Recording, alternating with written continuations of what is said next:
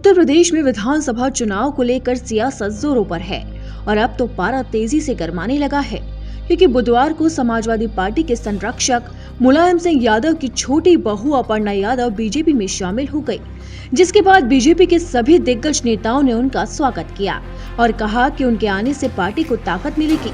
लेकिन सवाल उठता है कि अपर्णा यादव बीजेपी में शामिल होने के बाद चुनाव लड़ेंगी या नहीं। क्या वो चुनावी मैदान में ललकार भरेंगी? आखिर क्या है अपर्णा का प्लान? इन सवालों के जवाब से अब तक सस्पेंस खत्म नहीं हुआ है, लेकिन बीजेपी अपर्णा के आने से बेहद गदगद है। यहाँ तक कि अपर्णा खुद भी बेहद खुश हैं। जैसा कि सभी जानते ही हैं, मैं हमेशा से प्रभावित रहती थी आदरणीय प्रधानमंत्री जी से, और मेरे चिंतन में हमेशा राष्ट्र सबसे पहले है। मुझे लगता है कि राष्ट्र का धर्म मेरे लिए सबसे ज़्यादा ज़रूरी है, और मैं बस यही बोलना चाहती हूँ कि अब मैं राष्ट्र की आराधना करने निकली हूँ।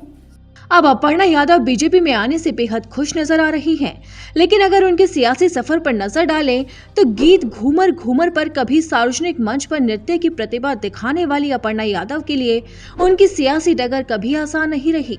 समाजवादी पार्टी के संरक्षक मुलायम सिंह यादव की दूसरी पत्नी साधना गुप्ता के बेटे प्रतीक यादव से शादी के बाद अपर्णा ने लखनऊ की कैंट विधानसभा को अपनी कर्मभूमि बनाया। अपर्णा यादव साल 2017 के विधानसभा चुनाव में लखनऊ कैंट से समाजवादी पार्टी के टिकट पर चुनाव लड़ी हैं। हालांकि उन्हें बीजेपी नेता रीता बहुगुणा जोशी के हाथों पराजय का सामना करना पड़ा। पिछले कुछ दिनों से अपर्णा के बीजेपी में शामिल होने की अटकलें जोरों पर थी। वो कई मौकों पर प्रधानमंत्री नरेंद्र मोदी और योगी आदित्यनाथ की तारीफ कर चुकी हैं। उत्तराखंड से ताल्लुक रखने वाली अपर्णा यादव ने राम मंदिर के लिए 11,11,000 रुपए का चंदा भी दिया था।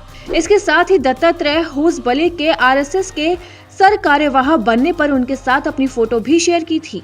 इन तारीफों के बाद ही कयास लगाए जा रहे थे कि वो बीजेपी में शामिल हो सकती हैं, और अब चुनाव से ऐन वक्त पहले उन्होंने कमल थाम लिया। इस पर अखिलेश यादव ने भी अपनी प्रतिक्रिया दी थी। सबसे पहले तो मैं बधाई दूंगा और शुभकामनाएं, और साथ ही साथ हमें खुशी इस बात की है कि समाजवादी विचारधारा का विस्तार हो रहा है। समाजवादी विचारधारा का विस्तार जो हो रहा है, मुझे उम्मीद है कि हमारी विचारधारा वहां भी पहुंच करके और संविधान और लोकतंत्र को बचाने का काम होगा। नेताजी ने बहुत कोशिश की समझाने की, समझाने की। अब अखिलेश यादव को तो झटका लगेगा ही, लेकिन अपर्णा यादव के बीजेपी में जाने से मुकाबला बेहद दिलचस्प हो गया है। अब देखना होगा कि देश के सबसे बड़े सूबे उत्तर प्रदेश की सियासत में क्या नया रंग आता है।